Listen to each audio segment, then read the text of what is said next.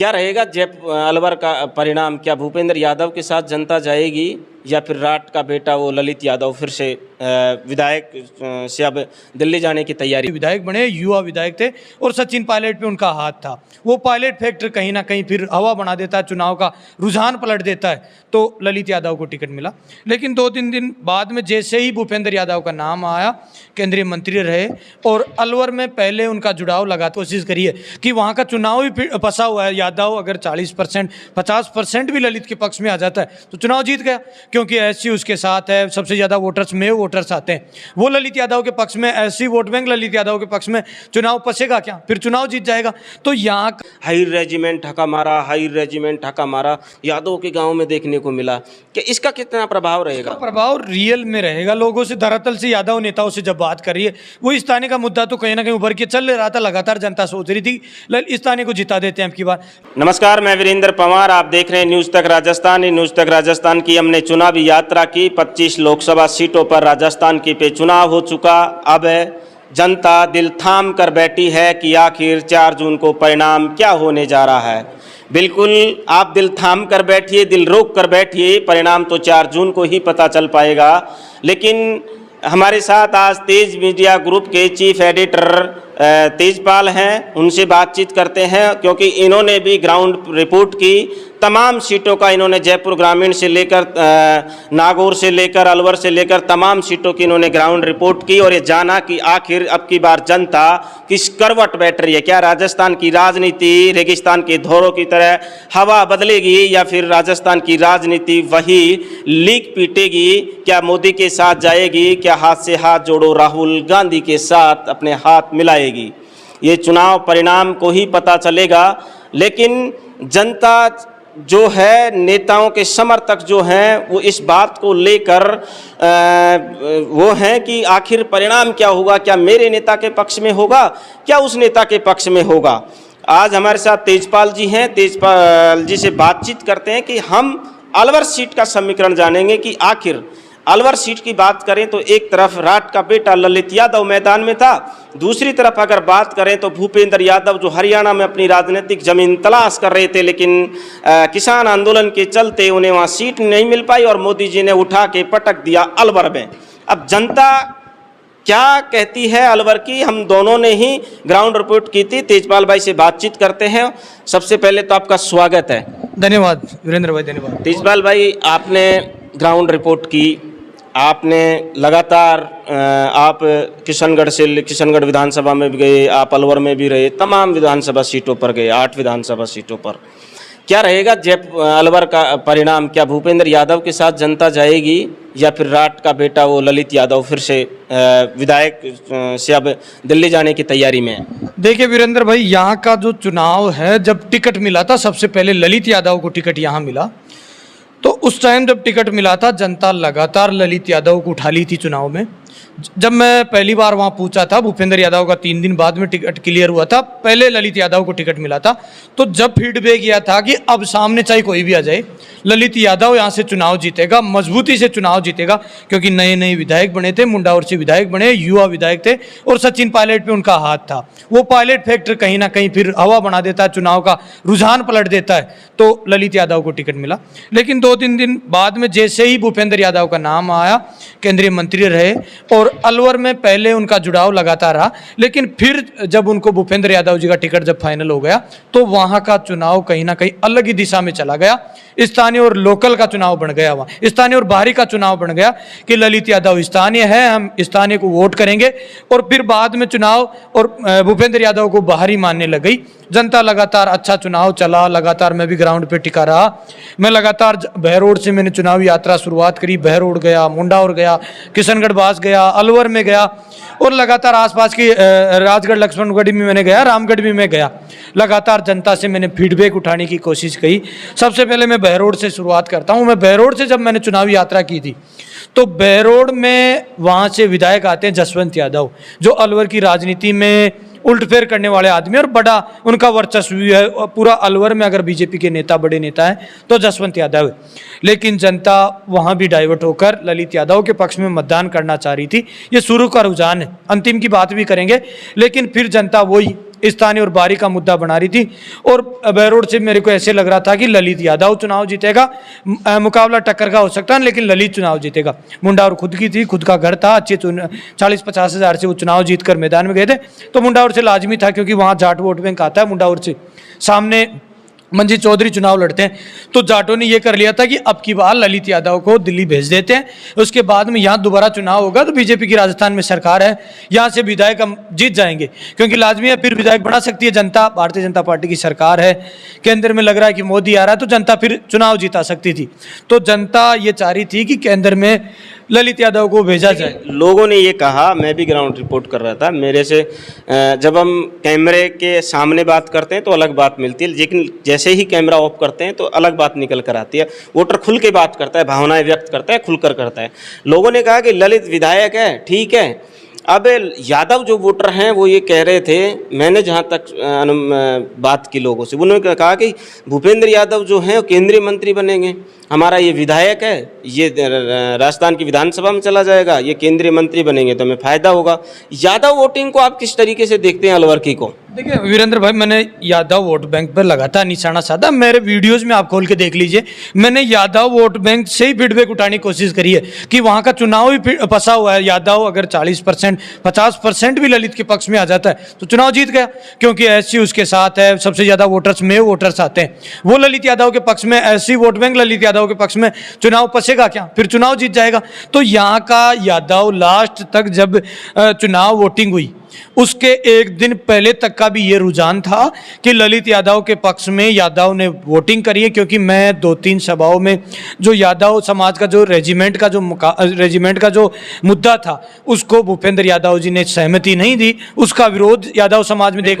वो सवाल मैंने ललित जी से किया था। भूपेंद्र बीजेपी के नेताओं ने, उन्होंने आरोप लगाया कि बीजेपी के नेताओं ने लेटरों को फाड़ दिया, जो खून से लेटर लिखे थे उनको फाड़ के फेंक दिया। इसलिए वहाँ की जो जनता है यादव वोटर है। और आपने देखा होगा गांव-गांव में हाई रेजिमेंट हका मारा, हाई रेजिमेंट हका मारा यादव के गांव में देखने को मिला।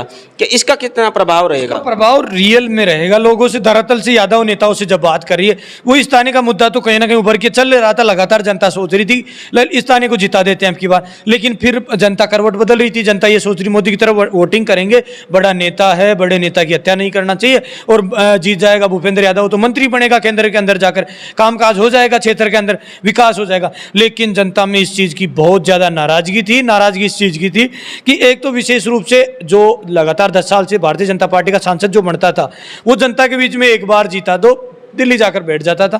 बाबाओं को जिताया, चांदनाथ जी को जिताया, पहले बालकनाथ जी को चुनाव जिताया, जनता के बीच में रूबरू होने आते नहीं तो वो चले जाते थे। उसका विरोध भारतीय जनता पार्टी को देखने को मिलेगा, उसका नुकसान मिलेगा। फिर आप यादव समाज की बात करें तो यादव समाज ने खुल के जो इनका जो रेजिमेंटल जो मुद्दा था वो भी ललित यादव के पक्ष में रहा। और भी जो यादव समाज के जो संगठन होते हैं, जैसे अपने गुजरों के जो अखिल भारतीय, ऐसे यादव समाज के अंदर भी कई संगठन बने हुए, उन संगठनों का ये प्रभाव था कि वोटिंग हम कसम खाते हैं। यानी मैं कई सोशल मीडिया पे देखा था कि वो अंतिम दिन, एक दिन पहले भी उन्होंने कसम खाई थी कि ललित यादव के पक्ष में हम मतदान करेंगे और 100% यादव वोट बैंक, ऐसा ही कोई निकम्मा आदमी होगा जो भूपेंद्र को जो वोटिंग करेगा ललित के पक्ष में वोटिंग करेंगे। लेकिन वो फिर वोटिंग के दिन पता नहीं यादव वो बड़ा चेहरा के मान के कहीं ना कहीं मोदी की तरफ वोटिंग नहीं करती। चीज़ बताइए, एक अलवर में बड़ा चेहरा है टीकाराम जूली, जो जय अलवर ग्रामीण से विधायक हैं, पिछली सरकार में मंत्री भी थे, अब नेता प्रतिपक्ष हैं। अब की बार कांग्रेस ने बड़ा दाव खेला है, ये भी नेता प्रतिपक्ष बना के टीकाराम जूली को। लोग ये आरोप लगा रहे हैं कि टीकाराम जूली जो हैं ये नहीं चाहते कि मेरे से बड़ा नेता भंवर जी है, और भंवर जी भी ये नहीं चाहते, दोनों गुरु चेले हैं। लोगों का ऐसा कहना है कि दोनों ये नहीं चाहते कि हमसे बड़ा कोई नेता उभर के अलवर से आए। लग रहा है क्या आपको कि भंवर साहब और टीकाराम जूली जी दोनों कहीं कार सेवा कर दें ललित यादव के साथ? देखिए वीरेंद्र भाई, राजनीति में उल्टफेर होता रहता है, ऐसा रुझान आता है। जनता वोटिंग करती है तो सोचती है, लेकिन नेताओं का पता नहीं किस करवट जाकर किसको रुझान जितवा दे और किसको चुनाव दिला दे। बात करे थे टीकाराम जूली की, तो टीकाराम जूली से मैंने व्यक्तिगत 2-3 बार इंटरव्यू लिया था और बातचीत किया था। पहले का रुझान यह था कि टीकाराम जूली कहीं ना कहीं बड़े नेता हैं, टॉप 5 में कांग्रेस पार्टी के माने जाते हैं, वो बाहर की चुनावी देख रहे थे।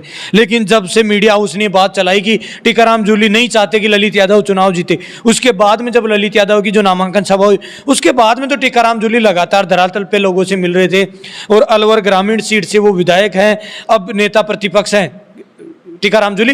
तो जब मैं बातचीत कर रहा था लोगों से तो अलवर ग्रामीण से चुनाव लाजमी है, चुनाव जीतेगा क्योंकि कांग्रेस वोटिंग करी है और कहीं ना कहीं पूरा प्रभाव देखने को मिलता है। टीकाराम जूली एक अच्छे कद के नेता है, ऐसी वोट बैंक को अच्छी तरीके से साधते हैं और पूरा जो अलवर लोकसभा का जो पूरा वोट बैंक है ऐसी, उसको कहीं ना कहीं भंवर जितेंद्र सिंह और टीकाराम जूली साधे और अच्छी तरीके से वोटिंग ललित यादव के पक्ष में हुई है।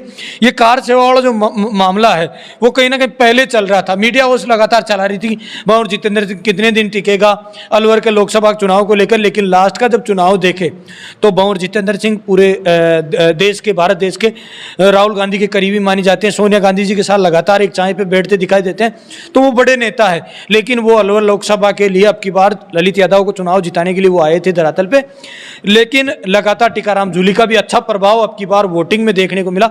अब ये जनता है किस करवट जाकर मतदान करेगी। एक चीज ये निकल कर आती है कि अलवर शहर से विधायक हैं संजय शर्मा, बड़े कयास लगाए जा रहे थे कि संजय शर्मा का टिकट ही काट दिया जाए, लेकिन उनको फिर से टिकट मिला, जीत गए और वन पर्यावरण मंत्री भी हैं।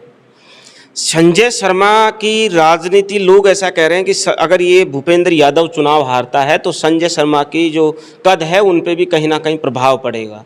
उधर बाबा बालकनाथ तिजारा से विधायक है, बड़ा हॉट सीट रही तिजारा, इमरान खान सामने थे, हिंदू मुस्लिम चुनाव हो गया, बड़ा पेच फंसा विधानसभा चुनाव में।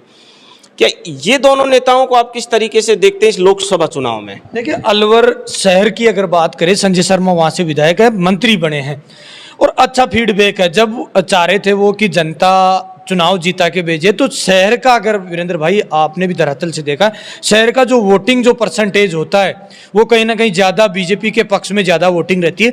तो चुनाव तो शहर से तो कन्फर्म है, 50-60 हज़ार से भूपेंद्र यादव चुनाव जीतेंगे। लेकिन एक भीमराव अंबेडकर जयंती आई थी जब अलवर शहर के अंदर ऐसी वोट बैंक ने इतनी बड़ा सम्मेलन किया, इतना बड़ा सम्मेलन, 30 से 40 हज़ार पब्लिक कहीं ना कहीं अलवर शहर में आकर इतना बड़ा सम्मेलन कर देना, ललित यादव के पक्ष में मतदान के लिए भीमराव अंबेडकर की जयंती के ऊपर बोलना, तो ये कहीं ना कहीं चुनाव पछता दिखाई दे रहा है। लेकिन फिर वोटिंग का आ जाता है कि शहर में वोटिंग परसेंटेज बीजेपी के पक्ष में ज़्यादा होता है। वोटिंग कहीं ना कहीं 50%, 60% शहर में भी वोटिंग हुई है। तो मेरे को तो ऐसे लग रहा है कि ललित के पक्ष में वोटिंग तो खुल के हुई है, लेकिन अब चुनाव कितने वोटों से चुनाव शहर से कितने से हारते हैं, कितने से भूपेंद्र यादव चुनाव जीतते हैं। पास की तिजारा से बात करें, बाबा बालकनाथ हिंदुत्व का बड़ा चेहरा है, लेकिन सामने फैक्टर मुसलमान फैक्टर से बात करें तो इमरान खान है, सचिन पायलट के कास माने जाते हैं, सचिन पायलट ने वही सभा कर दी ललित यादव को चुनाव जिताने के लिए। तो वो मैं वोटर्स तो देखो अब की बार खुल के कहीं ना कहीं ललित यादव के पक्ष में थे और उनसे बातचीत करते हैं तो वो तो लाजमी है, कहते भी हैं कि हम तो कांग्रेस को छोड़कर कहाँ जाएंगे, बीजेपी में तो हमारी वोटिंग काउंट ही नहीं होती है। और फजल भी चुनाव लड़े थे, लेकिन फजल की बात करेंगे, लेकिन अगर तिजारा की बात करें तो हिंदू वोट बैंक भी उतनी है और मेव वोटर्स भी उतनी ही है। लेकिन कहीं ना कहीं वहाँ से संदीप यादव विधायक थे पूरे, तो संदीप यादव ने भी जोर लगाया और इमरान खान ने भी लगातार जोर लगा रहा था कि ललित यहाँ से चुनाव जीत के निकले।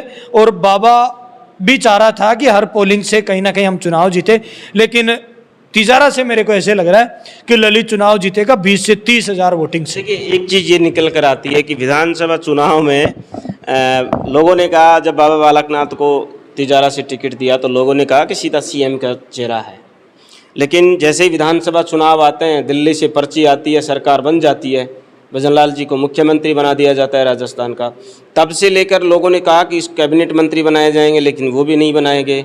फिर कहा कि राज्य मंत्री बनाए जाएंगे, वो भी नहीं बनाए गए। फिर कहा कि अब दोबारा से अलवर से टिकट देंगे सांसद का। क्या बाबा बालकनाथ को लेकर मैंने तमाम नेताओं से सवाल किया, मैंने ललित यादव से भी सवाल किया, मैंने भूपेंद्र यादव से भी सवाल किया, मैंने संजय शर्मा से भी ये सवाल किया, लेकिन जैसे ही मैं ये बीजेपी के नेताओं से मैंने सवाल किया तो कहीं ना कहीं हिचकते नजर आए कि यादव वोट बैंक इसको लेकर नाराज था। रियल में देखो, धरातल पे यादव समाज का संगठन पे मीटिंग भी हुई थी और यादव समाज एक तो मंत्रिमंडल से नाराज था। बाबा बालकनाथ को हाईलाइट करा पूरे राजस्थान में और मुख्यमंत्री चेहरा घोषित कर दिया। पहले ही जनता लगातार रूबरू हो रही थी, वायरल हो रहे थे सोशल मीडिया पे बाबा बालकनाथ। तो वहाँ का चुनाव, मैंने विधानसभा चुनाव भी उस टाइम भी मैंने देखा था। मैं उस टाइम भी इमरान खान को चुनाव जिता रहा था कि यहाँ मे वोटर से SC वोट बैंक है, फिर हिंदू कहीं ना कहीं फंसेंगे और अगर कांग्रेस मजबूत रहेगी। लेकिन कहीं ना कहीं हिंदुओं का जो मुकाबला था, SC वोट बैंक कांग्रेस की तरफ ने जाकर बाबा बालकनाथ की तरफ चली गई। एक चीज ये और आती है, एक फैजल चुनाव लड़ा था, मुसलमान था, क्या मे वोटर को उसने साधने की कोशिश की? देखिए, फजल लगातार 3 बार तो विधायक का चुनाव लड़ लिया, 2 बार लोकसभा का चुनाव लड़ा, तो मे वोटर्स में नाराजगी थी फजल को लेकर। लेकिन लास्ट में मायावती भी अलवर लोकसभा में आई, सभा करी, लेकिन उसकी अगर भीड़ का आकलन करें तो वीरेंद्र भाई बहुत कम संख्या में लोग पूछे और लोगों का रुझान ये था कि हमारा वोटिंग परसेंटेज यहाँ से चुनाव तो फजल जीत रहा नहीं, मुकाबला ललित और भूपेंद्र के बीच में है, तो हम तो ललित के पक्ष में वोटिंग करेंगे। लेकिन फजल ने कहीं ना कहीं ललित की मुश्किलें तो बढ़ाई है। अब वो 10 से 20 हज़ार वोट की बढ़ाई है या 50 हज़ार वोट की चुनाव, 50 हज़ार की लीड लेकर फजल निकलता है, तो ये तो लाजमी है कि वोटिंग तो फजल के पक्ष में हुई है। लेकिन 10 हज़ार हुई है या 5 हज़ार हुई है, ये कहना अभी मुश्किल है, 4 जून ही बता पाएगी। ये थे हमारे साथ तेज मीडिया ग्रुप से तेजपाल भाटी जी, उनसे हमने बातचीत की, अलवर सीट का समीकरण जाना। देखिए, बड़ी चीज़ ये निकल कर आ रही है कि अब की बार कांग्रेस ने बीजेपी को काउंटर करने की कोशिश की है। एक पत्रकार होने के नाते हम आपके पूरे सवालों का जवाब नहीं दे सकते। कोई कहता है कि आपने मोदी पे सवाल नहीं पूछा, कोई कहता है कि आपने बेरोजगारी पे सवाल नहीं पूछा, कोई कहता है कि आपने राम मंदिर पे सवाल नहीं पूछा। आरोप प्रत्यारोप पत्रकारों के ऊपर लगते रहते हैं, जीवन चलता रहता है। हम सभी के सवालों का जवाब मैं फिर से कह रहा हूं नहीं दे सकते, क्योंकि हमने ग्राउंड रिपोर्ट की है और ग्राउंड रिपोर्ट करने के आधार पर हम आपको ये ओपिनियन बता रहे हैं। हमारे पर्सनल ओपिनियन नहीं है, जो हमने धरातल पर रहकर जो हमने जनता से जाना, जनता की भावनाएं जो जानी कि आखिर जनता चाहती क्या है। देखिए, सबसे बड़ी चीज़ ये निकल कर आती है कि बीजेपी के जो नेता हैं वो ये चाह रहे हैं कि सीधा मोदी है, चुनाव जीत जाएंगे। कांग्रेस को पता था कि हम क्या करने वाले हैं, तो उन्होंने धरातल पे मेहनत की है। बीजेपी के नेता, जनता से कनेक्टिविटी कहीं ना कहीं हटी है उनकी, इसलिए कहीं ना कहीं बीजेपी भी बैकफुट पे आई है। अब देखते हैं, ये तो परिणाम दिल थाम कर बैठी है। 4 जून को पता चल पाएगा कि आखिर अलवर का परिणाम होने क्या जा रहा है। मैं वीरेंद्र पवार और मेरे साथ थे तेजपाल भाटी जी। देखते रहिए न्यूज़ तक राजस्थान।